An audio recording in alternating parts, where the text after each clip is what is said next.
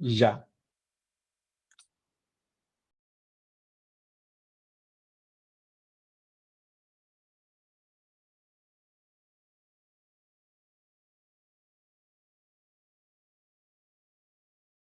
Boa tarde a todas e todos.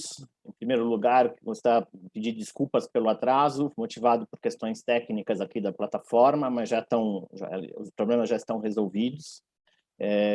Agradecer a audiência de todos vocês, achar que assim, é fundamental para o debate da segurança pública. Agradecer imensamente a presença do deputado Rodrigo Maia, presidente da Câmara dos Deputados, que desde 2018 tem levado a cabo uma série de medidas de modernização do sistema de segurança pública, e eu cito aqui o SUSP, mas não somente, da deputada Margarete Coelho, que foi a coordenadora do GT Penal e Processual Penal, que analisou e propôs o substitutivo ao pacote de medidas que o governo federal encaminhou no começo do ano passado, e ao ex-ministro da Segurança Pública e da Defesa, Raul Jungmann, que tem sido um articulador aqui no que diz respeito à construção de consensos sobre a reforma da segurança pública. Em função do atraso, eu não vou fazer a apresentação que eu tinha, eu só acho que vale a destaque algumas evidências rápidas de números que a gente, de certa forma, ajudam a pensar a fala e problematizar a fala das três autoridades aqui. Nós temos muitas evidências da urgência das mudanças no arranjo institucional do setor e, para nós, do Fórum Brasileiro de Segurança Pública, começar a fazer a abertura do 14º ponto a partir de um debate sobre o Congresso é muito importante, porque a gente está falando da Casa do Povo, do reforço da institucionalidade democrática. E em algumas evidências muito breves, só em 2020, nós já tivemos, se a gente for lembrar, a greve/motim da Polícia Militar do Ceará e movimentos por melhores salários e condições de vida em Minas Gerais, Paraíba, Espírito Santo, Santa Catarina, entre outros exemplos. Uma pandemia que tem paralisado a vida de todos nós, mas que tem um impacto forte na economia e na economia do crime também, com diversos impactos no dia a dia e no que diz respeito à segurança pública. Apenas no primeiro semestre de 2020, as mortes violentas intencionais cresceram 7%, 7,1% em relação ao mesmo período de 2019. Os feminicídios cresceram 2%, mas também tivemos alguns ganhos, como a prisão do megatraficante Fuminho e a apreensão de drogas em quantidades recordes também. Temos uma diminuição em 2019 do investimento da União de 3,8% e um crescimento das prefeituras, aproveitando a eleição, crescimento do gasto das prefeituras com segurança bastante importante.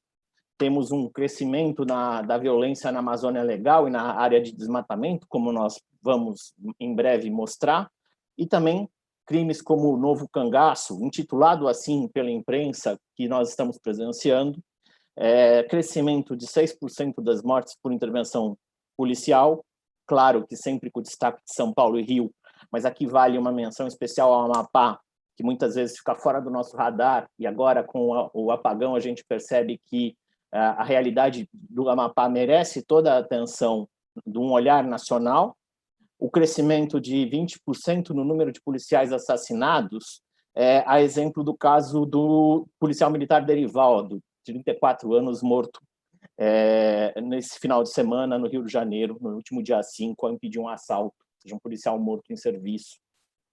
E o assassinato, em nenhum momento justificável ou tolerável, da Emily, da Rebeca, de 4 e 7 anos, que foram mortas por tiros de fuzil enquanto brincavam na porta de casa, que com ela e elas vêm somar essa triste quantia de 22 pessoas mortas na região metropolitana do Rio de Janeiro só em 2020. Ou seja, nosso modelo de segurança pública dá provas que está esgotado, que a gente precisa pensar reformas estruturais e, ao mesmo tempo, como é que a gente avança. Acho que essa é a reflexão que a gente vai fazer aqui.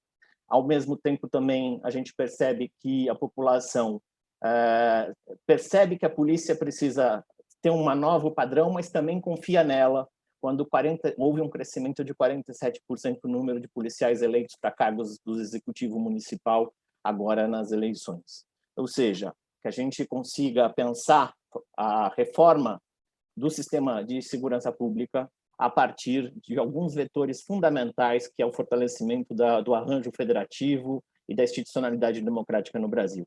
Então, novamente pedindo desculpas pelos problemas técnicos, eu passo a palavra para o deputado Rodrigo Maia, presidente da Câmara dos Deputados.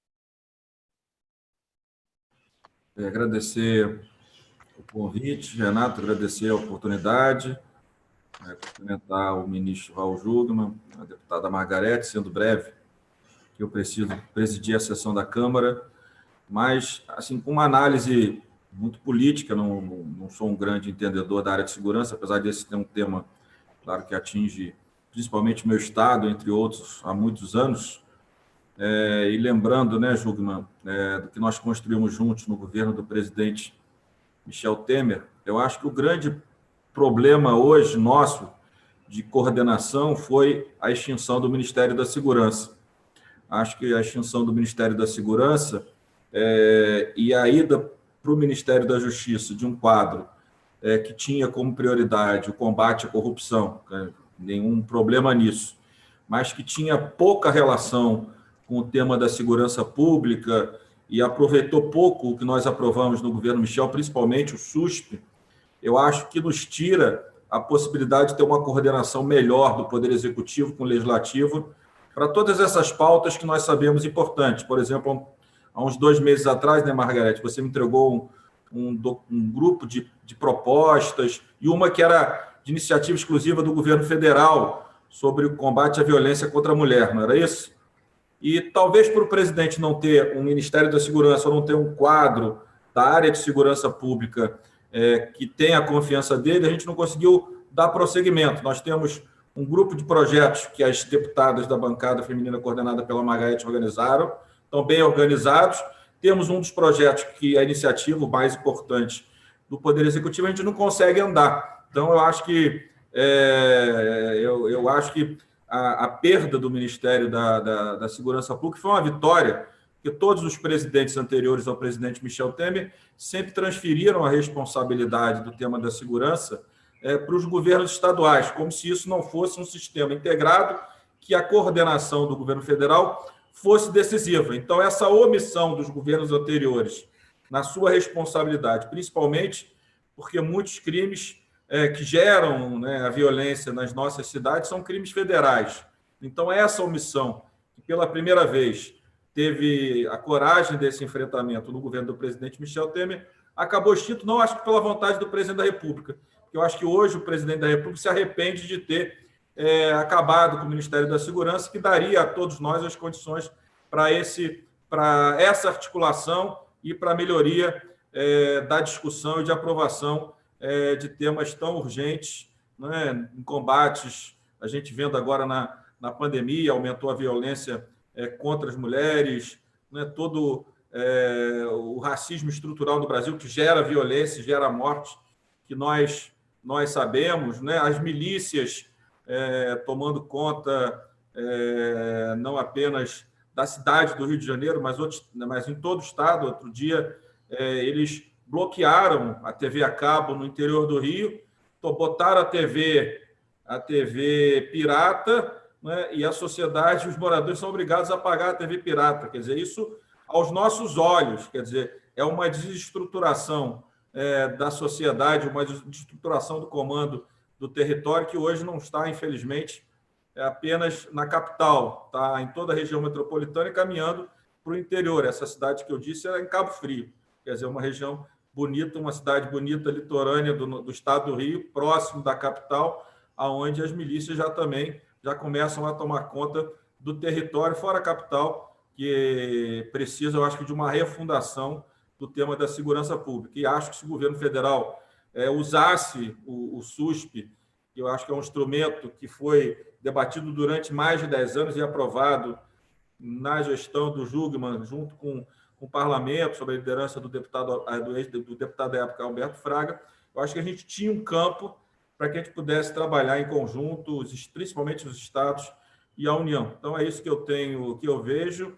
Acho que a Margarete talvez seja a pessoa que mais entende do tema, que tem nos ajudado mais, e tenho certeza que ela e o Jugman vão fazer um ótimo debate para que a Câmara possa, né, falar, ouvir e transformar, aproveitar esse ambiente para que a gente possa levar esse debate para dentro da Câmara dos Deputados, dentro do plenário agora e no futuro. Então, Renato, mais uma vez agradecer o convite, a oportunidade e sempre me colocar como deputado à disposição de todos. Deputado, muito obrigado pela sua abertura. Sem dúvida nenhuma, o seu papel tem sido importante, um tema que acabamos não falando, mas que os seus mandatos têm se destacado na questão do controle de armas, também de criar regulamento suficiente para que a gente tenha impactos positivos na segurança pública.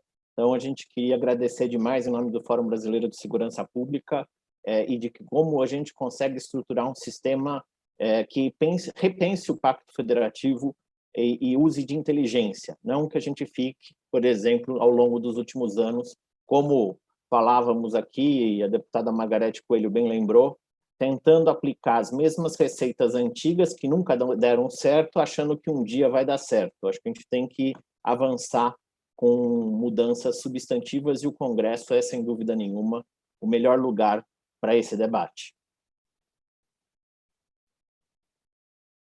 Muito obrigado. Muito obrigado. Eu vou passar agora, então, para a deputada Margarete Coelho, que foi a coordenadora do GT Penal e Processual Penal e que pode nos contar um pouco sobre como a pauta da segurança pública tem sido tratada no Congresso em 2019 e agora nos últimos meses. Muito obrigada, Renato. Muito boa tarde. Gostaria de cumprimentar aos que fazem parte dessa mesa virtual, cumprimentar meu presidente, deputado Rodrigo Maia, que sempre se preocupado em manter esse debate da segurança pública muito atualizado aqui na casa, até mesmo provocado que é sempre pela profusão de projetos de leis, de projetos de emenda à Constituição, que tem fulcro a segurança pública. Cumprimentar o ex-ministro e uma pessoa que nós devemos sempre agradecer e homenagear pelo Sistema Único de Segurança Pública, que ele também debateu com a sociedade e que apresentou realmente um plano excelente, espetacular, para que nós colocássemos em prática. Pena que não chegamos ainda a efetivá-lo como efetivamente ele foi pensado e planejado. E a você, Renato, e ao Fórum, as minhas homenagens sempre, pela preocupação que tem com a segurança pública, com a qualidade de dados, ser uma fonte segura, né, quando se trata de segurança pública, quando se trata de dados. Acho que qualquer um de nós, sejamos da academia, sejamos das instituições públicas, todos nós temos como fonte de pesquisa, quando se trata de segurança pública, os dados do Fórum, qualificados, honestos, sinceros e sempre disponíveis. Muito obrigada também pela oportunidade de estar aqui nessa mesa de abertura, desse que é um dos maiores eventos do Brasil, se não o maior, que traz a debate esse tema que angustia tanto a sociedade.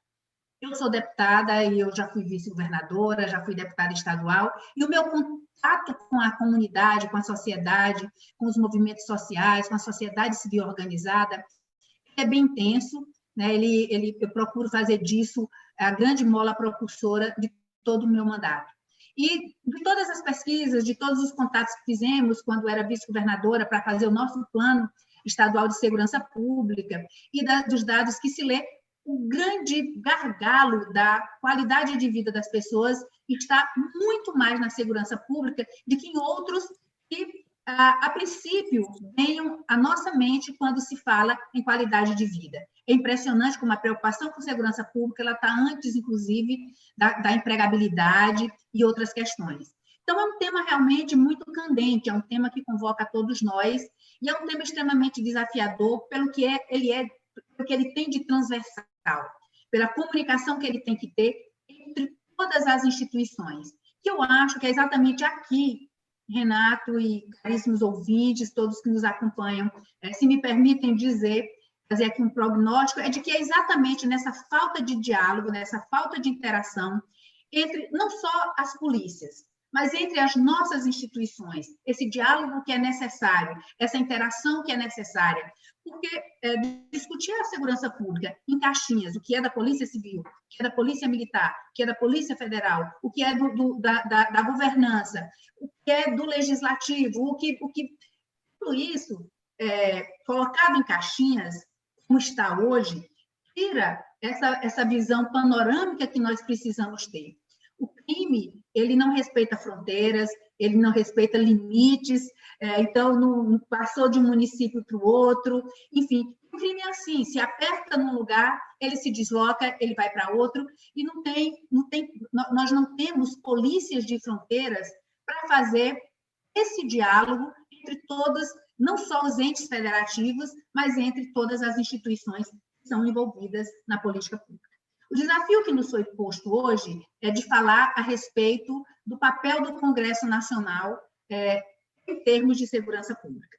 Eu diria que nós estamos desfocados do nosso papel. Claro que nós, quando somos eleitos e fazemos a nossa campanha, nós falamos muito do que poderemos fazer em termos de poder legiferante, do que nós podemos fazer em termos de legislação. E é claro que um sistema de persecução penal bem estruturado, bem pensado, inteligente, ele realmente é uma base, ele é um bom ponto de partida. Mas nós precisamos de governança. Segurança pública é muito de governança. Nós não temos protocolos claros que promovam a interação. Então, nós temos várias instituições fazendo segurança pública, mas, ao mesmo tempo, nós temos tido pouquíssimos resultados com o modelo adotado até agora. Aqui na Casa, na Câmara, de mais de 5.000 projetos de leis que foram dado entrada, protocolizados agora em 2019, no início dessa legislatura, mais de 1.200 e quase 1.300, segundo números, né, do Sou da Paz, que também é uma outra instituição que trabalha fortemente com qualidade de dados e que é excelente fonte de pesquisa, mas quase 1.254, algo assim, tratam de segurança pública, em algum ponto da segurança pública, desde o sistema de processo penal, aumento de pena, novos tipos criminais, enfim, mas sempre no sentido de enrijecer cada vez mais o sistema. Ocorre aqui, todo esse sistema ele tem uma viga mestra. Você percebe claramente que é o de prender mais cedo, prender mais cedo e por mais tempo. Essa é uma viga mestra quando se trata de segurança pública. E nós não percebemos que isso não tem funcionado, principalmente porque nós temos um sistema carcerário caótico, falido, que, ao invés de combater a criminalidade, na verdade, um grande estimulador. Então, todos nós, e é senso comum, e é lugar comum, quando se fala em segurança pública e quando se fala de sistema prisional, falar da universidade que existe ali dentro. Porque nós não, é um termo ruim, eu não vou, mas nós não segregamos cada tipo, né? Nós não fazemos a qualificação das pessoas e uma organização ou uma gestão de risco. Estão ali todos presos por tempo indeterminado. Eu acho que o Ministério de Justiça e Segurança Pública não saberá informar com exatidão o número de custodiados que nós temos hoje no Brasil, né? Onde eles estão, como eles estão, até porque nós temos uma população flutuante absurda, uma média de 40% de presos hoje no Brasil são presos provisórios. É muito complicado quando você percebe a mesma pessoa presa inúmeras vezes e cada vez por crimes mais graves. Então, nós não estamos trabalhando, nós não estamos tendo essa visão holística que nós precisamos da segurança pública, da comunidade, porque, Veja, a segurança ou a insegurança, ela acontece na comunidade. E nós não podemos estar presos em gavetas, em instantes, né? Cada um com o seu tema, né? No A, cada qual no seu quadrado. Isso não tem condição de acontecer. Então, a interação entre as polícias, a utilização do mesmo sistema de comunicação, a fim de que cada um saiba onde está, o que o outro está fazendo, troca de informações, beneficiando a inteligência. Porque nós não trabalhamos na prevenção. Nós não trabalhamos na prevenção porque nós não temos essa possibilidade, essa comunicabilidade que possa prever, por exemplo, quando aquele caixa vai ser detonado, vai ser explodido e gerar toda aquela violência, o novo cangaço, como você muito bem citou, que está apavorando principalmente as pequenas cidades do interior, né? São cidades que não têm estrutura. E veja, segurança pública não é só isso. Deputada, só uma questão de ordem aqui. Muitos dos que estão nos ouvindo entraram pela sala de tradução simultânea em inglês. E eles estão dizendo aqui que só conseguem ouvir a tradução. Vou pedir desculpa só um minutinho, porque a pessoa precisa entrar, sair dessa sala e clicar na sala seguinte, que é em português. Assim vai conseguir ouvir só em português. Porque as pessoas estão te ouvindo com a tradução simultânea e por isso estão aqui em dúvida do que estava acontecendo. Mas são duas salas, então é necessário entrar na sala em português. Desculpa a interrupção, mas é para todos poderem te ouvir plenamente. Pode continuar, desculpe. Então, nós temos que entender que segurança pública não é apenas o sistema de persecução penal, não é apenas o sistema prisional, não é apenas isso.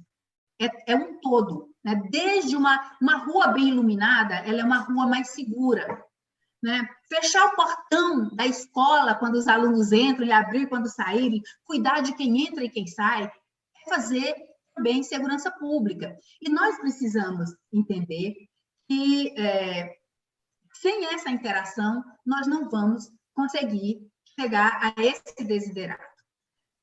Nós temos o Plano Nacional de Segurança Pública, o Sistema Único de Segurança Pública, que está aí, que está posto, que tem uma vocação enorme para dar certo, mas que nós não conseguimos colocar em prática. A maior reforma no sistema de persecução penal do Brasil foi o chamado pacote anticrime, que não era só o pacote anticrime, esse foi o apelido com que ele veio do Executivo, que veio do Ministério da Justiça, que então tinha como titular o ministro Sérgio Moro. Nós tínhamos outras leis aqui, e o debate com a sociedade, o Fórum Brasileiro de Segurança Pública, o Instituto Sou da Paz, defensorias, aliás, foi um diálogo muito intenso, muito profícuo, que nós fizemos com a sociedade. E ali também o foco era nisso, né? Era na questão mesmo de prender mais cedo, prender por mais tempo, criminalizar mais, deixar mais rígido a questão da progressão de regime, enfim. Se nós formos aqui, pelo menos umas 15 medidas foi no sentido de enrijecer mais ainda o sistema de persecução penal. Mas em nenhum momento, veja, eram 16 leis que foram, de uma certa forma, impactadas pelo pacote anticrime. Em nenhum momento se tratou de sistema de segurança pública. Nós não falamos de protocolos, né? Protocolos modernos, protocolos que permitam que, seja qual for, em que lugar seja, aquele protocolo vai ser posto em prática e nós vamos ter, além de tudo, uma visão do sistema. Nós vamos ter dados exatos, dados atualizados, para que possamos fazer política pública, porque segurança pública é política pública. Assim, aqui na casa nós vimos um aumento, hoje acho uma das maiores bancadas é a chamada bancada da bala, nós temos a Frente Parlamentar de Segurança Pública, que é uma das maiores, mais numerosas da casa, nós temos a Comissão de Segurança Pública, que é a mais desejada e almejada por um determinado segmento, nós temos mais de 40 deputados que pertencem a uma das polícias, e o debate está muito centrado nessa questão, né? Precisamos trazer o Sistema Único de Segurança Pública. Veja, nem o primeiro relatório do Plano Nacional de Segurança Pública ainda foi realizado. E fazer esse plano e fazer esse relatório é extremamente importante. Nós precisamos saber quem está fazendo, o que está, a gente possa se antecipar ao evento, e não ficar a reboque apagando incêndio, como nós estamos hoje. Então, o nosso papel aqui, além desse, de termos o sistema de persecução penal atualizado, né, robusto o suficiente para dar conta dos desafios que ele traz, nós temos que trabalhar também a questão orçamentária, porque uma coisa que eu percebi, e talvez eu seja injusta, mas eu não tive acesso a todas, mas as informações que eu tive, é que estamos nós todos discussando aqui, debatendo com a sociedade, olhando no olho da sociedade, dizendo que estamos preocupados com isso, mas na questão orçamentária, a gente está muito distante do nosso discurso. Até nós, parlamentares, que temos as nossas emendas, elas estão chegando muito pouco, né, no financiamento do sistema de segurança pública. Então, nós precisamos, na verdade, ter um sistema, né? Seja no modelo que nós temos posto. Aliás, recentemente, o Ministério da Justiça e da Segurança Pública abriu uma consulta pública para trazer, para discutir o Plano Nacional de Segurança Pública e o Sistema Único de Segurança Pública. E um recorte muito rapidamente, senão eu vou ser cobrada se eu não fizer, para a questão da segurança das mulheres. A nossa proposta, que foi apresentada, um indicativo que foi apresentado ao Poder Executivo, por intermédio da mesa diretora da Câmara dos Deputados e das Deputadas, no sentido de que nós tenhamos também um Plano Nacional de Segurança da Mulher. Porque os crimes, né, o feminicídio, os estupros, a violência contra a mulher, ela é cada vez maior. Parece um backlash decorrente dos avanços que ela tem conseguido, que nós temos conseguido com muita luta. Apresentamos, ainda não tivemos a atenção do Poder Executivo para esse projeto. Mas eu acho que é um ponto do nosso Sistema Único de Segurança Pública, o Plano Nacional de Segurança Pública, precisam ver. Ele indica, né, mas não detalha. Nós precisamos desse detalhamento, porque nós precisamos, de novo, de protocolo. Nós não vamos ficar esperando que a mulher só vai estar protegida onde houver uma delegacia da mulher. Porque aí, onde não houver uma delegacia, nós não vamos poder ter delegacia das mulheres, até porque a estrutura que é necessária, nós não vamos ter policiais mulheres suficientes para suprir. Porque quase todas as leis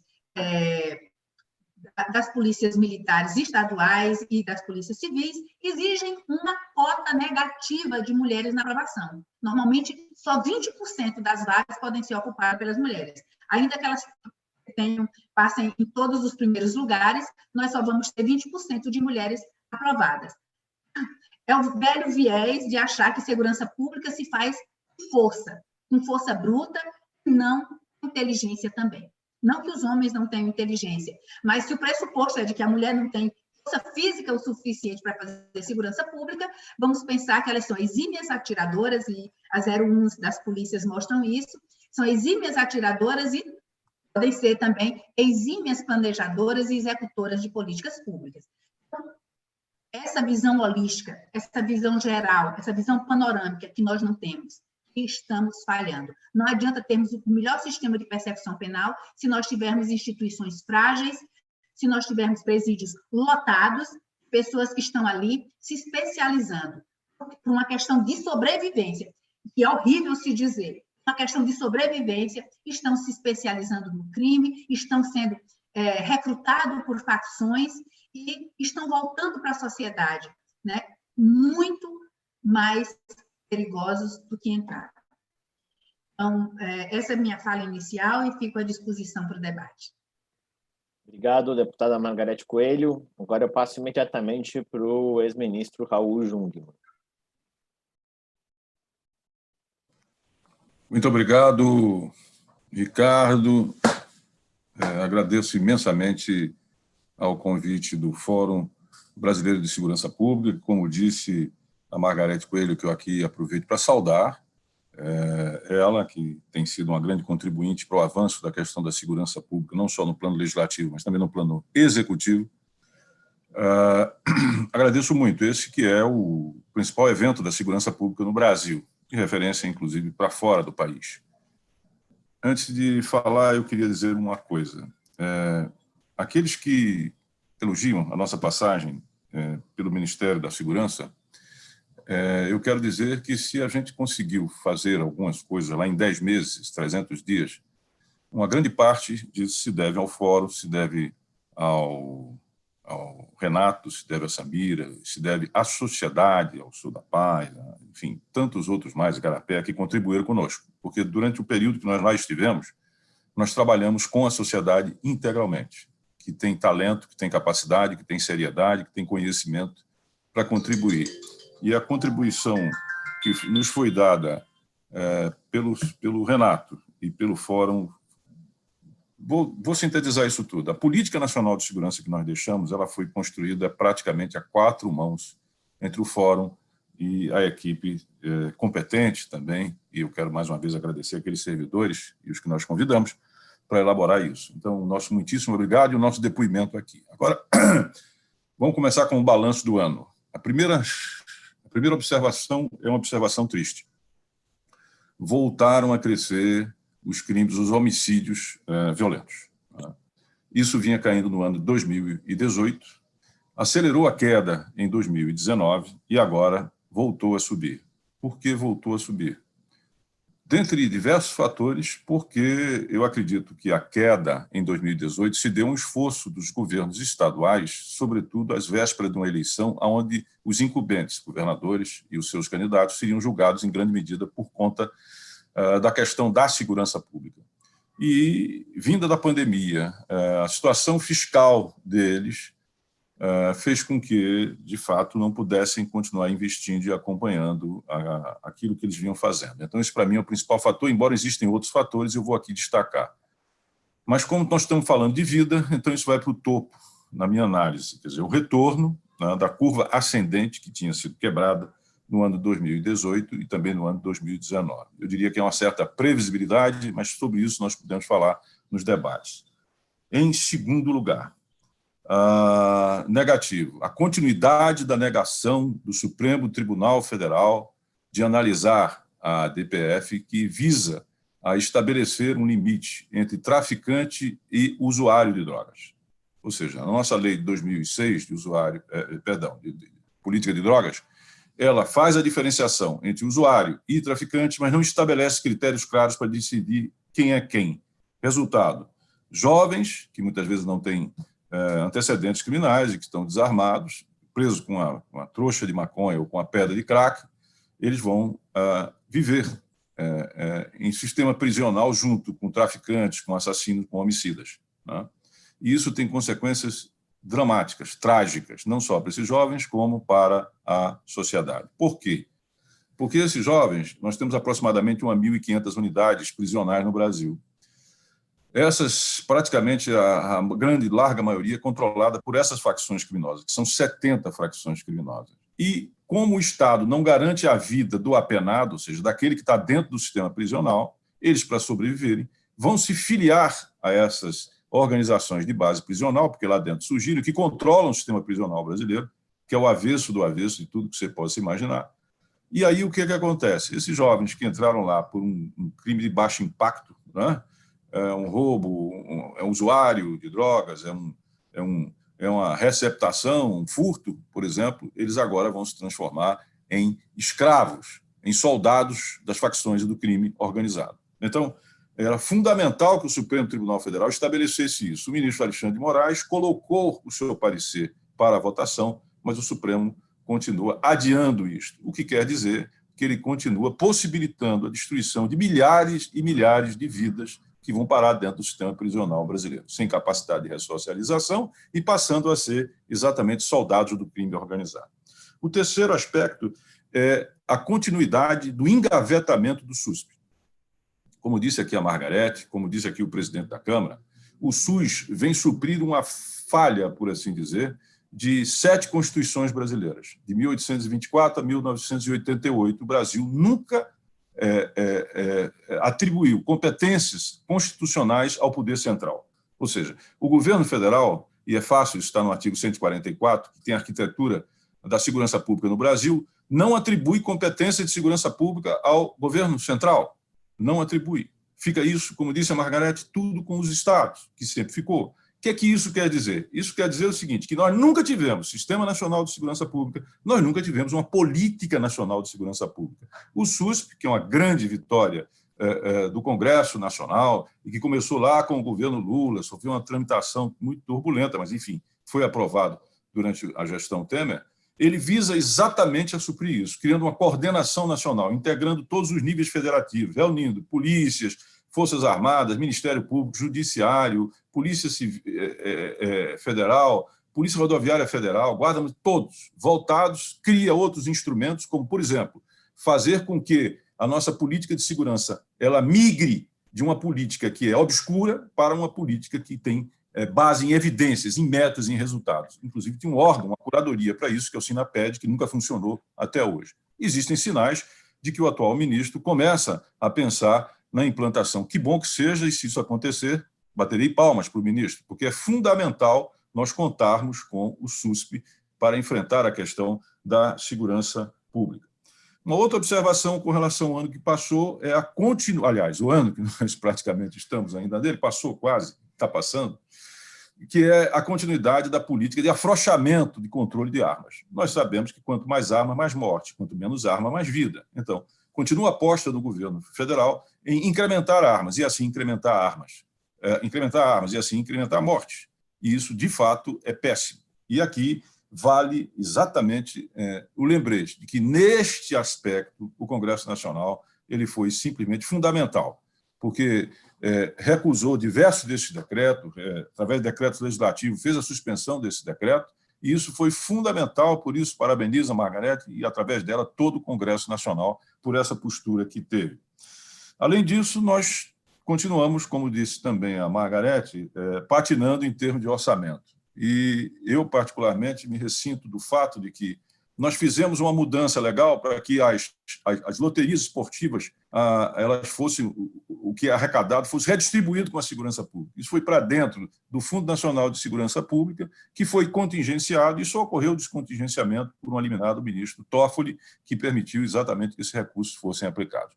Mas hoje, outras coisas, como, por exemplo, o programa de qualidade de vida dos policiais, que é fundamental. 15% de todos os recursos deveriam ir para a qualidade de vida, melhoria da qualidade de vida dos policiais que cuidam das nossas vidas, e nós homenageamos e agradecemos a todos eles, um trabalho muito difícil, eles fazem isso. Isso até agora eu não vi falar absolutamente nada. Isso não foi para frente. Dinheiro para a melhoria da qualidade de vida dos policiais. E isso até aqui, Margarete, seria importante cobrar. Como também é importante cobrar que o Congresso cobre a aplicação do SUSP, porque o SUSP é um dileto filho dele, do Congresso, é lei. Não é um problema de plano do ministro daqui e da acolá, não é isso, é lei. E ele tem que ser cumprido. E eu também me pergunto o que é que o TCU tem dito disso, porque eu não tenho ouvido absolutamente nada a esse respeito. E peço a Margarete, que é a nossa porta-voz, que ela faça essa cobrança. Chame lá o seu ministro da Segurança, da Justiça, e pergunte para ele, muito bem, o que é que está sendo feito para implantar o SUSP? E eu tenho certeza que ela tem vigor, coragem e articulação para fazer isso. Não tenho a menor sombra de dúvida. Indo adiante, já concluindo,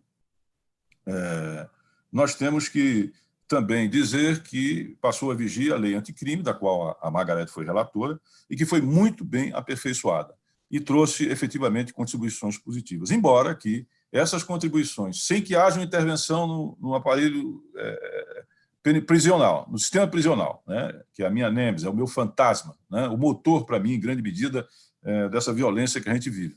Sem que haja um programa nacional voltado para a juventude vulnerável, que vive nas periferias, que é negra, que é pobre, que tem baixa escolaridade, que quase não tem renda, e que por isso mesmo se torna vulnerável para o crime, sem que tenhamos um programa nacional de dar a mão, de dar um sonho, de dar um projeto a essa juventude, elas vão continuar sendo, em grande medida, infelizmente, motores daquilo que a gente vai ver dentro do sistema prisional, já que 55% dos apenados são jovens. Então, isso também nos faz muita falta.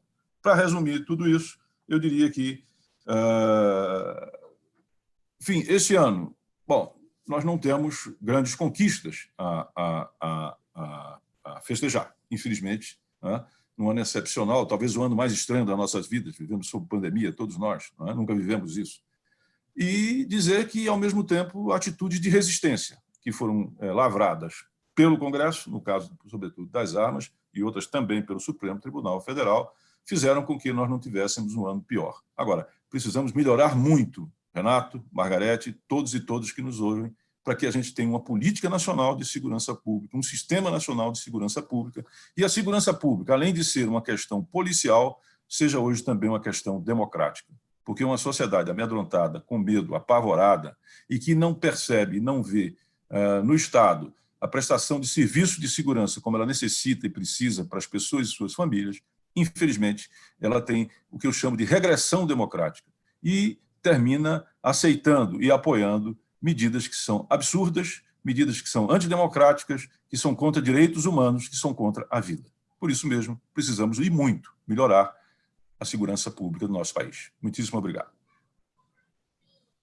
Obrigado ao ex-ministro Raul Jungmann. Acho que são falas iniciais muito importantes. Eu já queria aproveitar para fazer algumas provocações para a gente pensar junto. Para quem não conhece, por mais que aqui nós tenhamos um público e a gente já está com mais de 1.500 pessoas participando, só nessa sessão, só nessa mesa,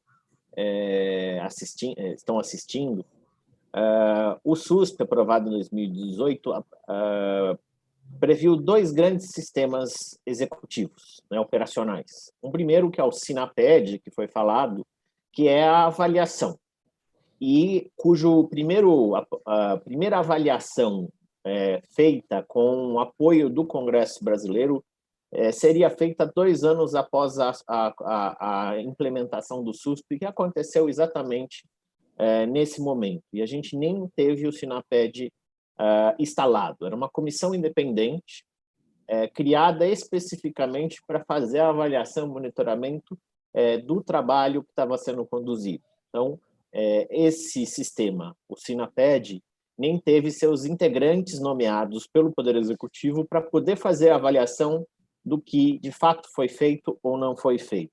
O levantamento que nós fizemos, com base na Lei de Acesso à Informação, que o Fórum Brasileiro de Segurança fez, mostrou que o SINAPED, o SUSP como um todo, estava sendo implementado por 16 unidades da federação na construção dos seus planos estaduais de segurança pública e defesa social, por vários municípios, e que o governo federal, até junho desse ano, não tinha colocado em prática nenhuma ação estruturante.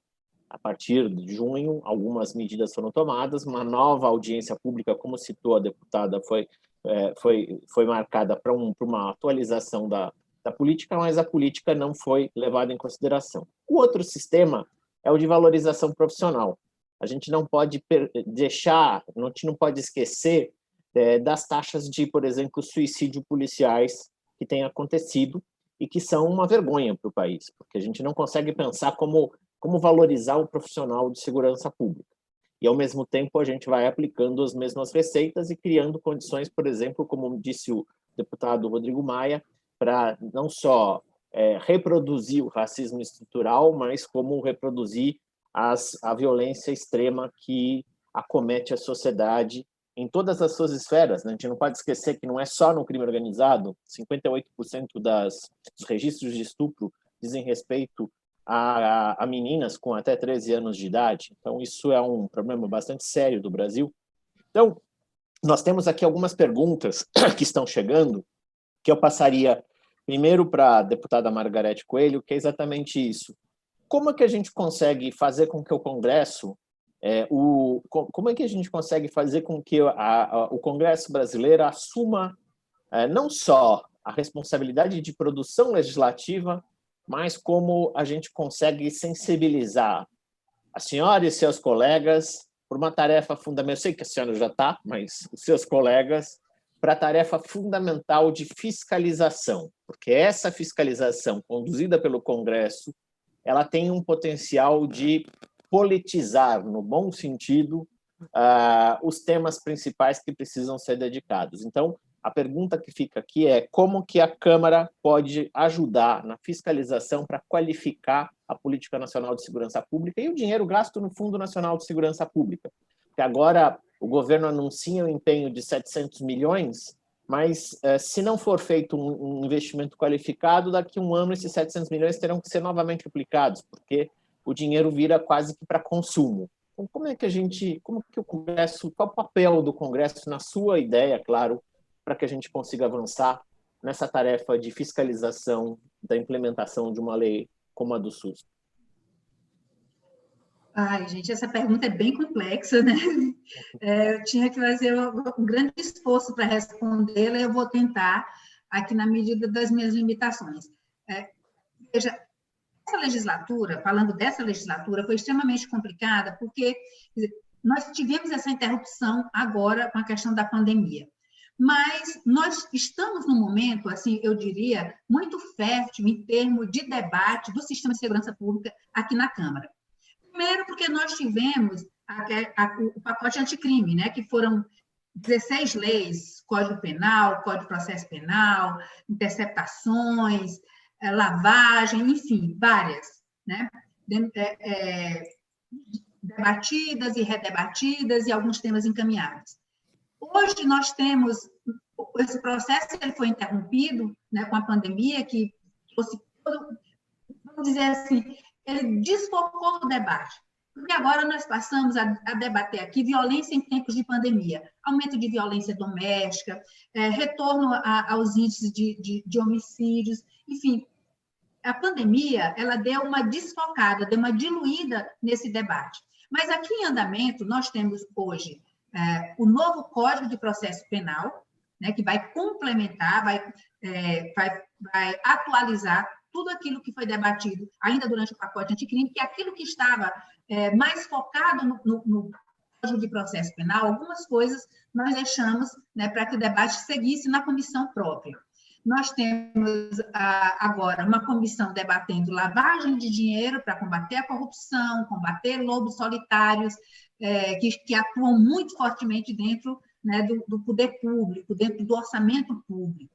Nós estamos debatendo também, temos lavagem, temos a da improbidade, temos algumas leis que estão dentro desse sistema de segurança pública. Mas eu acho que a questão do SUSP mesmo, a implantação da comissão, ela tem que ser exigida, a casa tem que capitanear esse debate e tem autoridade, condições de fazê-lo. Então, esse é um compromisso que nós temos que fazer. Instalar, veja, para fazer o relatório é necessário um debate entre Poder Executivo, Poder Legislativo, Poder Judiciário, Ministério Público, Defensorias Públicas, Ministério da Justiça. Imagine, quase que um gabinete de gestão integrada para avaliar estas políticas. Não há como nós fiscalizarmos aquilo que a gente não conhece. Nós, como eu falava na abertura, nós não temos dados, nós não temos números, nós não temos estatísticas, nós não temos... Quer dizer, se não fossem as instituições da sociedade civil organizada, nós não tínhamos quase que nada de material de trabalho para fazer. Acho que, primeiramente, nós temos que cobrar esses dados claros, né? E veja, os protocolos de São Paulo são diferentes do Piauí, a forma de contagem de incidentes, de homicídios. Como você faz? Como você fiscaliza? Como você acompanha? Então, acho que nós temos mesmo que dar uma puxada no freio de mão, dar um freio de arrumação nisso, e eu acho que a mesa, o presidente Rodrigo Maia, temos que reconhecer, no pacote anticrime, o que foi preciso fazer de enfrentamento, a mesa veio junto, não faltou em momento nenhum, essa é uma verdade, a casa foi muito unida, muito coesa, apesar daquele momento de muita legitimidade popular, né, que o ministro Sérgio Moro tinha, e o plano dele tem que ser contrariado em alguns pontos aqui, exatamente porque é muito focado nessa questão de prender por mais tempo e totalmente afastado do sistema único de segurança pública. Então, acho que é isso, cobrar dados, cobrar estatísticas, cobrar pesquisas, dados qualificados, para que a gente possa acompanhar a qualidade do gasto. Acho que hoje nenhum gestor pode sentar numa cadeira e achar que está com a caneta cheia de tinta e que vai ordenar despesas a seu bel sabor. Ele tem que ter um plano, ele tem que ter uma viga mestra, ele tem que cuidar da qualidade de gasto, qualidade de despesa, porque não é só fazer licitação, não é só isso. Gasto público, hoje, a gente tem que ter uma outra preocupação, é fazer mais com menos, é saber no que vale a pena gastar. e gastar com convicção. E o Congresso tem a obrigação de acompanhar isso. Vamos ver se a próxima legislatura, livre de pandemia, a gente consegue, porque a ideia era termos uma comissão aqui permanente de acompanhamento. Temos a comissão, uma comissão mais focada no Sistema Único de Segurança Pública, na sua implementação, e fazer realmente um balanço, né, de como ele está funcionando. É uma cobrança mesmo necessária que nós estamos recebendo e que eu trago para casa. Interessante esse compromisso de levar para casa a ideia de uma comissão permanente de fiscalização, como existe outras, como a comissão de inteligência.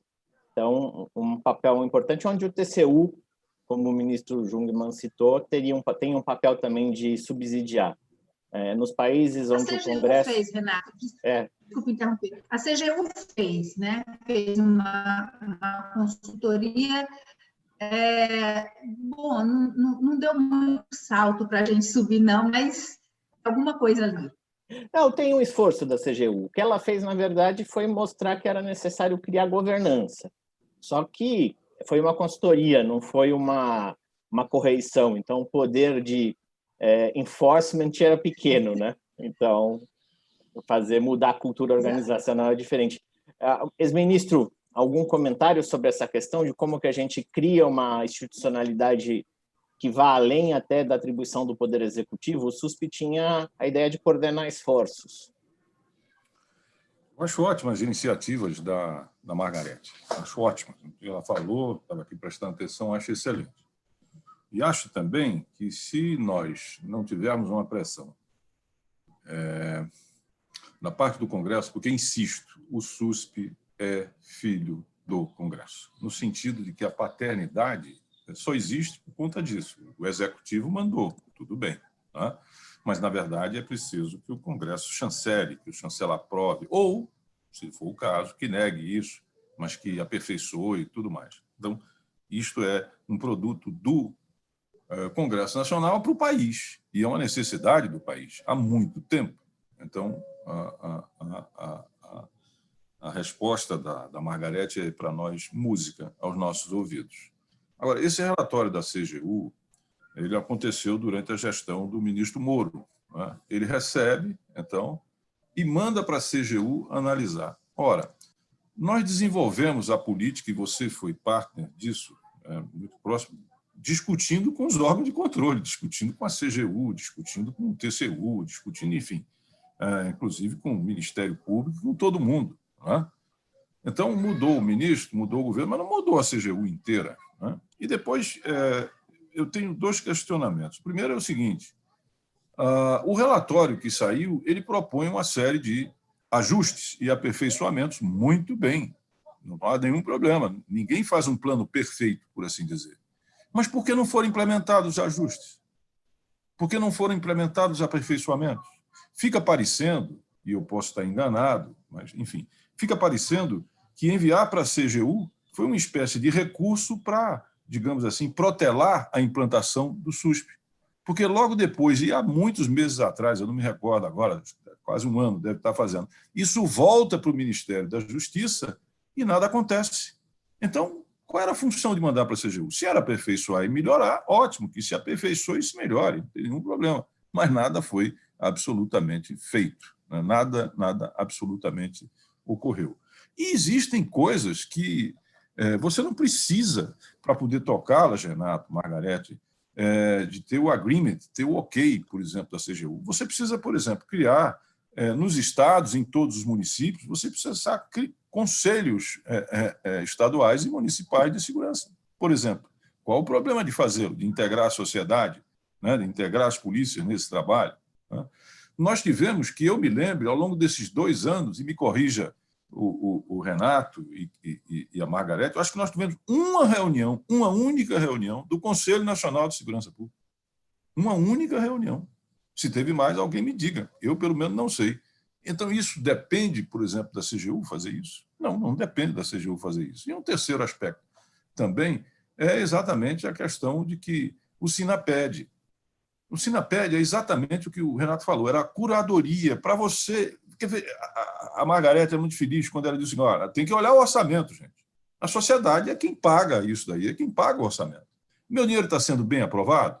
Aquele programa, ele realmente é um programa que está dando resultado?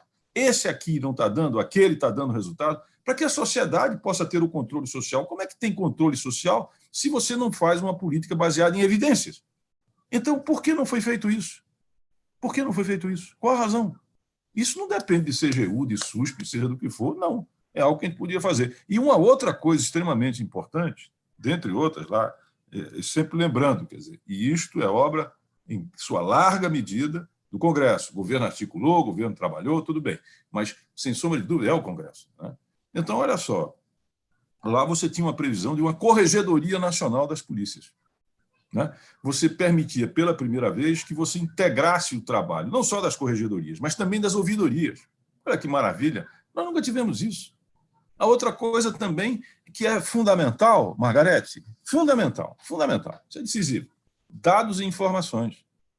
Ou seja, a segurança pública no Brasil é o reino da obscuridade, né? Até muito pouco tempo, recentemente, muito pouco tempo recentemente, é tautológico, mas, enfim, até muito pouco tempo, nós não tínhamos dados nacionais sobre delitos, sobre violência, sobre segurança no Brasil. Quem é que está fazendo isso? Faz o Fórum, faz o Atlas, tá certo? Faz o Sou da Paz, faz o Igarapé, faz tantos outros mais que estão aí contribuindo. Ou seja, a sociedade trouxe para si uma responsabilidade que era do Estado, porque o Estado não produz. Agora, a pergunta que não quer calar é o seguinte, vem cá, como é possível fazer política pública sem dados de informação consolidada? Como é possível? Me fala, como é que você faz isso? É brincadeira, não é? Então, independentemente do SUSP, lá estava previsto, e era lei, que os estados têm que repassar, porque eles são a fonte primária de informação, não é isso? Então, isso também não tem funcionado, embora a gente tenha deixado um trabalho imenso, pela primeira vez, você construir uma planilha de critérios que era aceito por todos os estados, porque um queria assim, outro queria assado. Então, a pergunta é basicamente isso. E aí? Como é que fica essa questão? Não é? Então, são coisas que poderiam estar aí e são coisas absolutamente relevantes para você conseguir reduzir essa taxa de insegurança que faz com que, mais uma vez eu repito, isso termine extrapolando, como também a questão da corrupção, em uma regressão, vamos dizer assim, democrática, em que você faz escolhas absolutamente populistas, autoritárias e que em nada contribuem para reverter essa situação. Temos aqui 3 perguntas que eu queria direcionar a vocês dois para que aí vocês respondessem aquelas que se sentirem mais confortáveis. O Marcos Antônio de Souza diz que quando se fala de segurança pública e polícia, a gente não fala de regulamentação das polícias conforme previsto no parágrafo 7º do artigo 144 da Constituição Federal, né, que diz explicitamente que a lei regulamentará as funções de cada polícia. Então, acho que esse é um ponto importante de entender, inclusive a zona de tensão, muitas vezes, entre as instituições. A gente ainda não pensou nisso. E aí eu conecto, inclusive, com uma outra pergunta que tem aqui, que fala sobre, na opinião de vocês, as leis orgânicas da Polícia Civil, da Polícia Federal, da Polícia Militar, que poderiam, inclusive, regulamentar parte do que está previsto no parágrafo 7º, qual a sua opinião sobre a opinião de vocês sobre a capacidade que essas leis terão de resolver o problema ou só de reproduzir mais as mesmas frições e, eventualmente, barreiras que muitas vezes se colocam entre as polícias, entre a integração operacional e entre a articulação? Acho que esse é um ponto importante. E o inspetor Fernando Lourenço fala aqui que já foram gastos 95 bilhões com segurança em 2019, e que a União deixou de investir 3,8%, né? E os estados cresceram 5,3%, muitas vezes pagando horas extras das polícias, né? Como é que a gente pode, então, criar um ambiente pensando a regulamentação do parágrafo 7º? Como é que a gente pensa uma agenda que a gente possa avançar? As leis orgânicas dão conta dessa tarefa ou, eventualmente, a gente precisa fazer mais, por exemplo, como já está sendo citado aqui? Vamos só inverter o começo, ministro, se quiser responder. Está sem o microfone.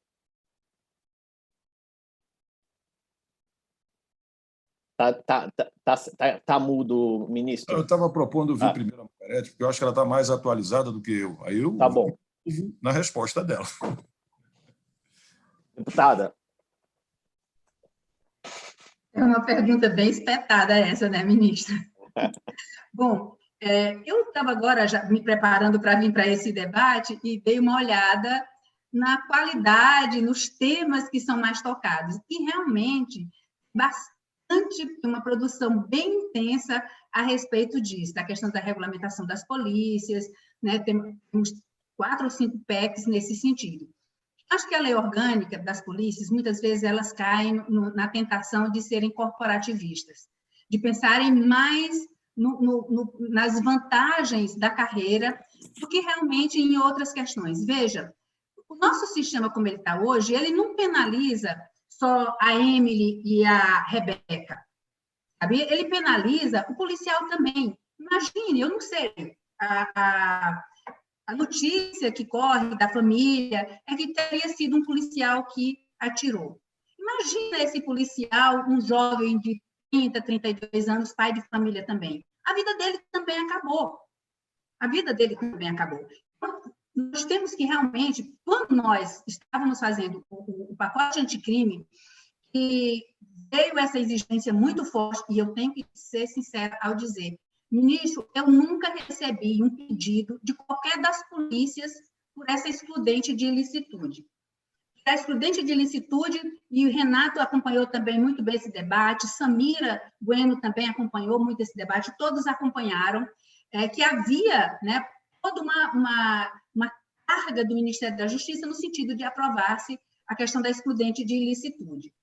E eu sempre achei, e o debate me deu muita segurança nisso, de que você ampliar muito essa margem de discricionariedade na atuação dos policiais iria colocá-los em risco, né, nesses momentos que eles tivessem de fazer o uso, né, letal da força.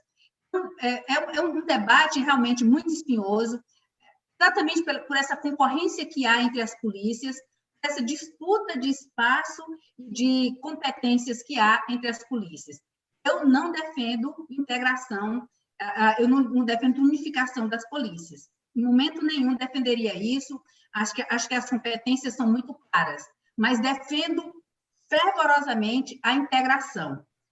Nós temos o debate aqui sobre o ciclo completo, que o subtenente Gonzaga e a Frente Parlamentar de Segurança Pública defende com muita propriedade, como sendo o projeto de lei da existência dessa comissão aqui, mas é um debate muito recortado, volto a dizer, se nós não pensarmos holisticamente em segurança pública, nós vamos continuar apanhando como estamos, perdendo de goleada como estamos, comprometendo a qualidade de vida, desperdiçando recursos públicos, desperdiçando recursos humanos, quantas vidas são perdidas, né, nesse sistema caótico que a gente vive.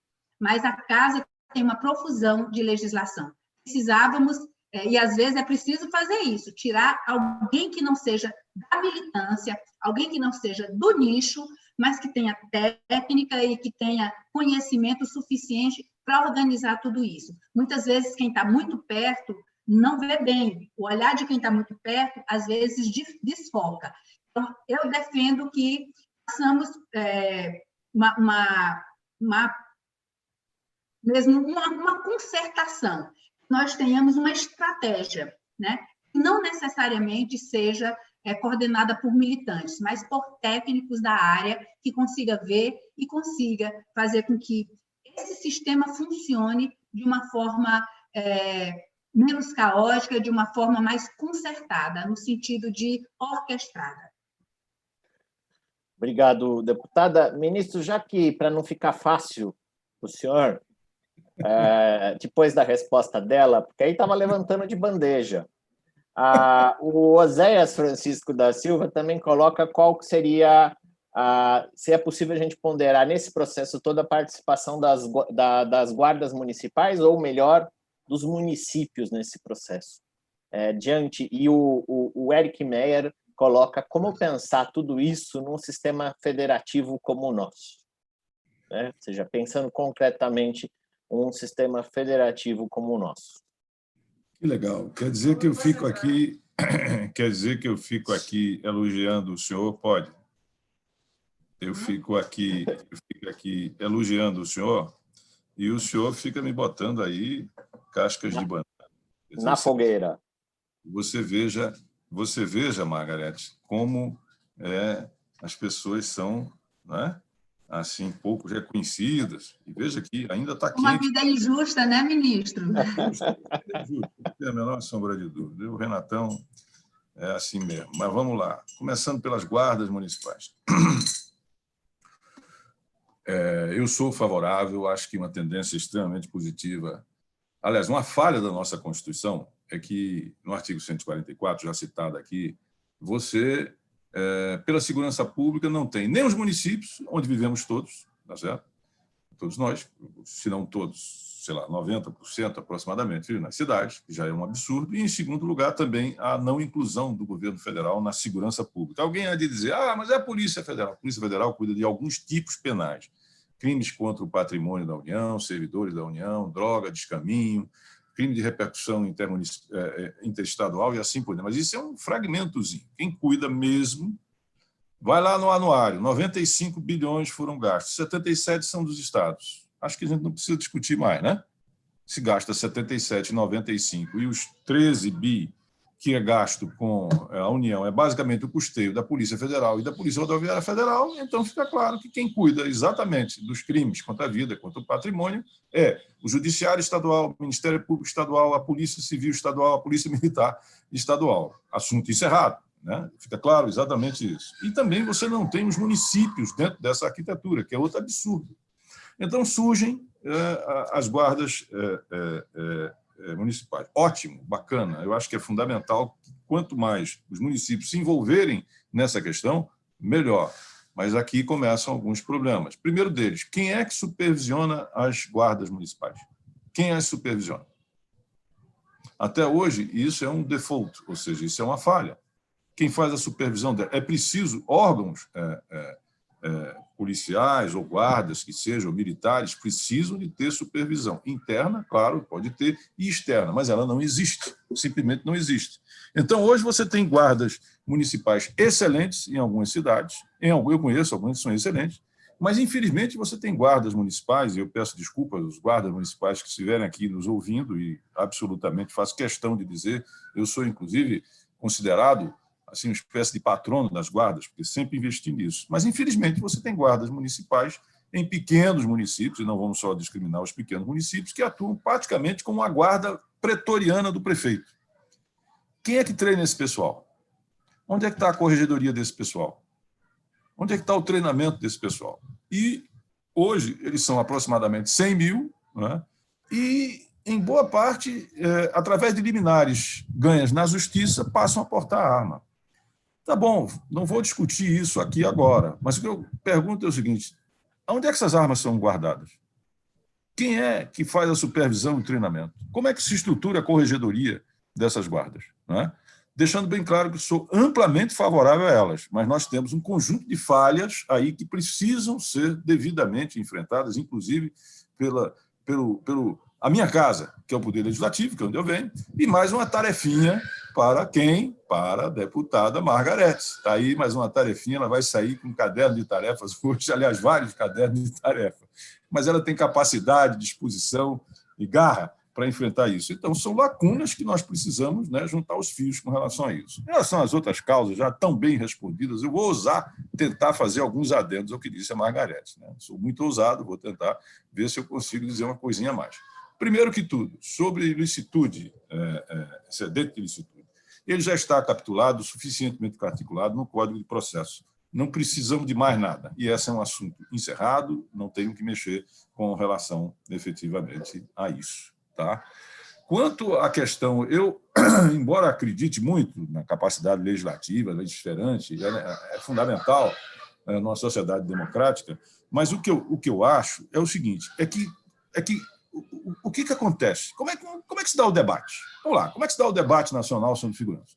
Abram os jornais, liguem as televisões, entrem nas redes insociáveis, tá certo? Vamos olhar isso tudo. Onde é que está o debate? O debate está na violência na rua, não é? Na violência que acontece, e claro, é muito comum, porque eu estou na rua, né? Em casa, pelo amor de Deus, também tem assalto, né? Mas vem cá, está na rua, sobretudo, tá certo? Então, o que acontece? Como na rua a gente não se sente seguro, essa que é a verdade, a gente não se sente seguro. Fulano, vamos lá jantar, o quê? Essa hora? Vou de jeito nenhum. Olha, Cicrano, vamos ali naquele restaurante ou naquele cinema, o quê? Naquele bairro? Vou nada. Quer dizer, a gente começa a condicionar nossas vidas, ou seja, o crime começa a condicionar nossas vidas. Olha só, a cidade, que é uma criação fantástica para a gente viver com o estranho, porque com os parentes da gente, né? Com os amigos, a gente vive no nosso espaço privado, né? Agora, botou o pé na rua, você precisa de regras. A cidade é uma grande construção, maravilhosa construção, para você viver com o outro que você não conhece. Regido por quê? Por regras públicas que são aprovadas exatamente por aqueles que são representantes da gente. Não é isso? Então, a cidade é essa construção linda. Como é que você usa um parque? Como é que você transita na rua? Como é que você pode pedir acesso a alguma coisa? Enfim, infinitas regras que constroem uma sociabilidade pública. Pois bem, o crime vem e vai roendo isso, vai destruindo isso, e você começa a ser controlado pelo medo do crime e não pelas regras públicas. Pelas regras públicas. É assim. Eu me lembro de um deputado, que aqui não vou dizer o nome, que ele me disse o seguinte, no Rio de Janeiro. Ele chegou e falou assim, eu tinha um casamento na Zona Norte, eu moro na Zona Sul. Tá? O casamento era à noite. Eu peguei minha família, na sexta-feira, o casamento era no sábado, eu peguei minha família, fui para um hotel na Zona Norte, dormi no hotel, fui para o casamento, tá certo? E voltei para casa. Isso o deputado federal falou. Você veja a que ponto chega, né? Essa capacidade que tem o crime de destruir a sociabilidade e também destrói a própria democracia. Então, quer dizer, o nosso debate é sempre na rua. E não há debate, por exemplo, sobre o sistema prisional, o terceiro maior sistema prisional do mundo. Tá certo? Cresce 8%, são 820 mil, em breve será uma Porto Alegre, 1,5 milhão, controlado por 70 facções, que lá dentro mandam e fazem com que aqueles que entram lá dentro para sobreviver, porque o Estado não garante a vida, apesar de ser uma instituição pública, ele vai ter que se transformar num soldado do crime, do PCC, do Comando Vermelho, do Amigo dos Amigos, do Bonde dos 40, da Família do Norte, do Guardião do Crime, por aí afora vai. Então, o que é? O sistema prisional se transformou num home office do crime organizado. Isso ninguém debate. Você conhece Margarete e o nosso Renato, que sabe tudo, ou quase. Me diga uma coisa, qual é o parlamentar que tem no seu programa a reforma do sistema prisional? Bora, diz aí que eu quero saber. Eu quero saber. Porque se disser, está carbonizado. Está carbonizado. Passando a mão na cabeça dos bandidos. Se alguém faz a defesa de direitos humanos dos bandidos. Quer dizer, você é o avesso que se torna exatamente a situação por conta desse encurralamento. Do mesmo jeito que você não discute política de drogas. Essa política de drogas está aí, é uma droga. Vamos falar com muita franqueza. Tem que mudar. Não dá, isso não está dando resultado. E a mesma coisa, juventude vulnerável, e nós precisamos de dar mais atenção às nossas polícias e respeitar as nossas polícias, que é duas coisas. Primeiro, acabar com a politização das polícias, aonde entra política nas polícias, vai embora. O mérito, a disciplina e a anarquia. E corrupção, que significa, sobretudo, corregedorias independentes e fortes. Chega por aqui. Agradeço. Obrigado, ex-ministro. Deputada, pode falar. Eu queria dar um palpite na Guarda Municipal. Eu acho a Guarda Municipal... Veja, hoje, quando você debate com as guardas municipais, as reivindicações que nós recebemos das guardas municipais, você percebe que há uma vontade ou uma necessidade das guardas municipais de se transformarem uma polícia, com as outras polícias, ou com uma polícia civil, ou com uma polícia militar. E elas não foram pensadas para isso. A guarda municipal é uma guarda patrimonial. Veja, para mim, importantíssimo papel e relevantíssimo papel. Lembra, a gente falava no começo sobre o que é segurança pública, como se faz segurança pública.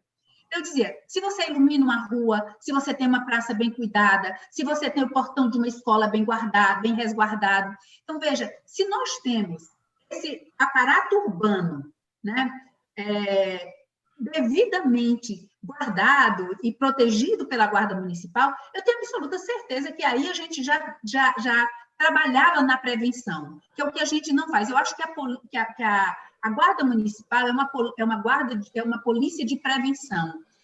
ela hoje, enfim, tem eles cobram muito a autorização para usar armas, enfim, aqui na casa tem alguns projetos de lei nesse sentido, mas eu acho que, na verdade, vamos dizer assim, é uma subversão do papel delas. Acho que para isso, para fazer esse papel de guarda armada, nós já temos a polícia militar, que é a polícia mais presente. Você pode chegar em qualquer município do meu estado, um estado não pobre, mas é um estado pequeno, não é um estado não desenvolvido, é um estado preservado. Você pode chegar no meu estado, em qualquer município, polícia militar. Às vezes não tem polícia civil, não tem delegado, não tem juiz, mas tem.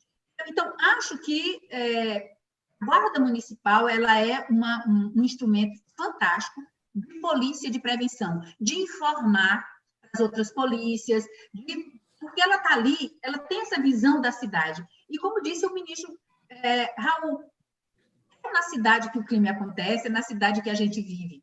Então, assim, para mim, eu trabalharia, se me fosse dado, eu trabalharia muito mais fortemente esse papel das guardas municipais do que qualquer outro papel dele. Não é polícia ostensiva, ela é uma polícia patrimonial.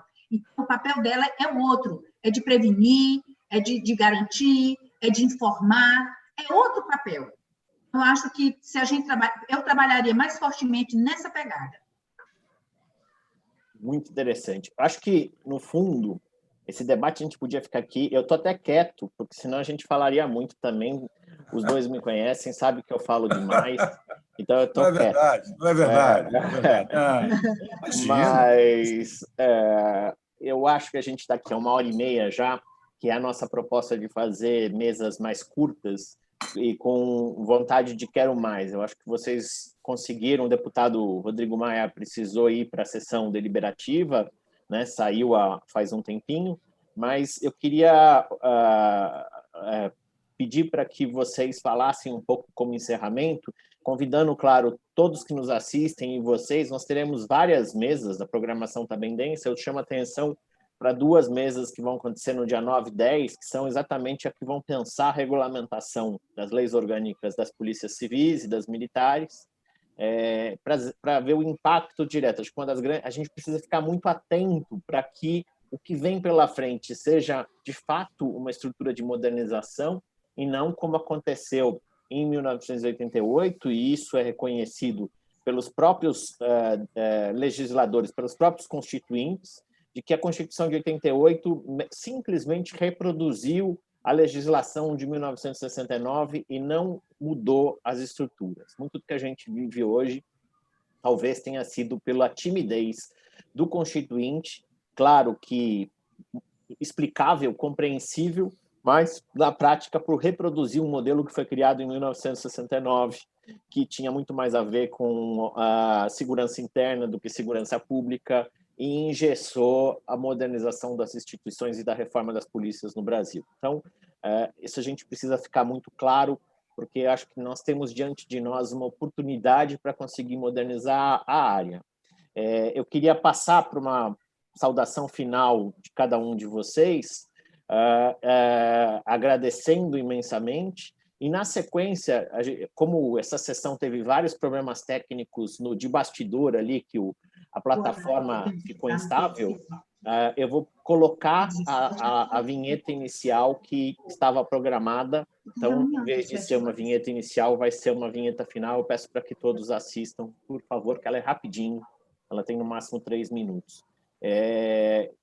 Eu passaria, então, a palavra ao ex-ministro para fazer o encerramento dele, e depois a deputada Margarete Coelho. Ministro Jungmann, agradecendo imensamente, reconhecendo o seu papel, para não parecer injusto e te colocar na fogueira, por favor, uma palavra de encerramento. A palavra de encerramento é dizer o seguinte: o fórum que você tanto tem ajudado a construir com todo o seu time aí, com a Samira, com todos, é hoje uma das coisas mais importantes, tá certo? E cruciais que nós temos na segurança pública brasileira. Eu acho que vocês são maduros, você tem informação, vocês têm a disposição de contribuir, não é? Como contribuíram conosco, e contribuem com outros governos. Enfim, eu acho que vocês estão, de fato, tendo uma posição da maior importância, privilegiada, na questão da segurança pública. Então, participar com vocês aqui, para mim, é algo assim, incontornável. Quer dizer, que não posso deixar de fazê-lo. E faço prazer, faço com alegria e faço com muita honra. Então, parabéns a vocês e continue nesse trabalho, que é decisivo. Vocês estão empurrando adiante, né? Estão empurrando mesmo, e tenho certeza que vocês têm feito isso, a segurança pública no Brasil, que é um bem público que os brasileiros, infelizmente, não desfrutam como deveriam. E isso tem repercussões muito negativas em muitos aspectos, particularmente na nossa cultura, no nosso avanço em termos de costumes, de valores e, particularmente, também em termos de democracia. E agradecer por me criar a oportunidade de ouvir, de aprender com a Margarete, tá certo? Essa mulher que dá um exemplo claro, né, da capacidade, do potencial que a gente tem de mulheres sérias, instruídas, competentes, e da sua participação, que é tão importante, né, no Legislativo como também nos outros poderes. De sorte que, parabéns, parabéns, muito obrigado, e eu permaneço à disposição. Até mais.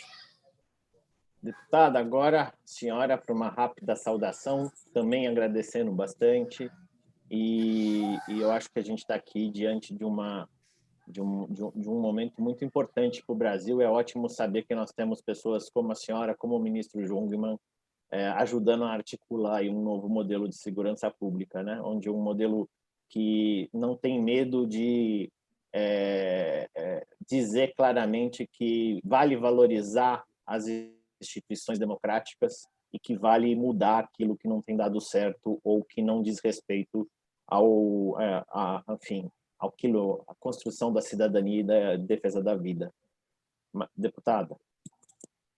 Eu também sou só gratidão pela oportunidade de estar aqui numa mesa tão rica, debatendo com o ministro Raul Jungmann, que eu tenho uma enorme admiração. Ele não imagina como eu acompanho todo o trabalho dele, como eu acompanhei, e o orgulho que é, o luxo que é o Brasil ter um político da qualidade dele. E com relação ao fórum, Renato, eu não posso deixar de reconhecer o papel relevantíssimo que o fórum tem para a sociedade. Não só na qualidade dos dados, por produzir ciência, por ser fonte de pesquisa da melhor qualidade, por estimular a inovação, né, os prêmios de inovação, inclusive nós no Piauí tivemos o prazer de sermos agraciados com um desses prêmios. Para nós é extremamente importante que existam instituições como o Fórum. O Fórum tem uma presença tão marcante que hoje acho que vai ser difícil qualquer instituição governamental se substituir ou chegar perto da credibilidade que o Fórum tem. Por isso, pela qualidade do que produz. Para mim, é uma alegria enorme, porque cada vez que eu venho participar de um evento, seja como ouvinte, seja aqui nesse momento como uma das palestrantes, é um desafio, porque eu me obrigo a me atualizar, a estudar um pouco mais, para não dar vexame, porque eu sei que muito da minha presença aqui vai da generosidade sua e da Samira, né, que, graças a Deus, e Vinícius de Moraes dizia uma coisa, nem parece coisa do Vinícius, eu tenho que me certificar no livro mesmo para ver se é. A gente não faz amigos, a gente os reconhece. Então, eu sou extremamente grata também ao universo por ter reconhecido você e Samira como amigos. Deixo meus agradecimentos a todos que nos acompanharam. Peço desculpa por não ter chegado na profundidade necessária dos temas, mas as minhas limitações e a limitação do tempo realmente tem por consequência isso, né? Muito obrigada, muito prazer, aproveitem e estarei aqui para assistir os demais painéis. Muito obrigado, deputada, pelas palavras, pela presença, sem dúvida nenhuma. Antes da gente ir para a vinheta, eu quero chamar a Heloísa Bill para ela mostrar como foi a facilitação gráfica do evento e mostrar para todos que nos assistem tudo que não foi falado em termos visuais. Perfeito. Oi, pessoal. A densidade do debate e a profundidade foi muito grande, mas aqui a gente tem um resumo visual, é como se fosse assim, um mapa das principais ideias que foram trazidas por vocês. Aqui à esquerda, no alto, a gente tem a fala do Rodrigo Maia sobre a importância de retomar o comando do território, de integrar as políticas. À direita, no alto, e nessa listinha, a fala da Margarete, falando de que é um tema transversal, a governança é chave. Toda a fala do Raul Jungmann, que é à direita abaixo, sobre as causas do aumento da criminalidade, né? A negação, necessidade de separar traficante de usuário, e aqui à esquerda os dados trazidos pelo Renato, dos aumentos aí das mortes, assassinatos. É um panorama geral aí. Essa facilitação a gente vai colocar junto no site, vai ficar à disposição, é uma forma de linguagem para resumir o que foi dito. Aqueles que nos assistem, que queiram mandar sugestões, propostas, eu convido a enviar pelo contato@forumseguranca.org.br. Todo o debate das guardas municipais sempre gera bastante contribuições e depois o fórum, de certa forma, se compromete a dar vazão a essas demandas. E para encerrar, eu gostaria então de pedir para que o Caio, aqui da nosso apoio, coloque a legenda de que seria a vinheta inicial, agora como vinheta final da nossa atividade. Na minha definição, ser mulher é ser o grande potencial criativo do mundo, é uma dádiva. Tem uma força que ninguém sabe explicar. É você ter mil utilidades. É você resistir. A mulher, ela tá sempre com medo ou desconfiada toda vez que ela vê um homem. E toda vez que eu saio de casa, eu tenho que pensar, poxa, eu vou pelo aquele caminho, tá escuro. Com medo de ser agredida. E até estupro.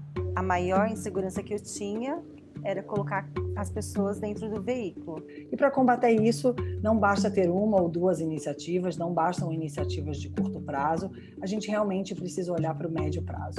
Ano passado, assumimos um compromisso de investir 5 milhões de reais em 3 anos e seguimos nessa trajetória com uma série de iniciativas. Em parceria com a Uber, a gente desenvolveu um treinamento para os policiais, civis e militares, no atendimento a mulheres em situação de violência. O botão de segurança é muito importante, porque você está compartilhando com uma pessoa a sua rota, então no caso, se você ficar muito tempo parado no local, aquela pessoa já vai estar atenta, e também com um simples toque a gente pode acionar a polícia. Um outro exemplo que também juntamos a tecnologia com o poder e o tamanho e a capilaridade da Uber é uma parceria junto com a Avon, onde através do WhatsApp criamos um bot onde essas vítimas de violência doméstica podem acionar um número no WhatsApp, como se estivessem conversando com uma amiga ou com um amigo e pedir ajuda. Eu acho importante que as empresas tenham iniciativas para ajudar que as mulheres se sintam seguras e protegidas. Esse trabalho em conjunto vai fazer com que tudo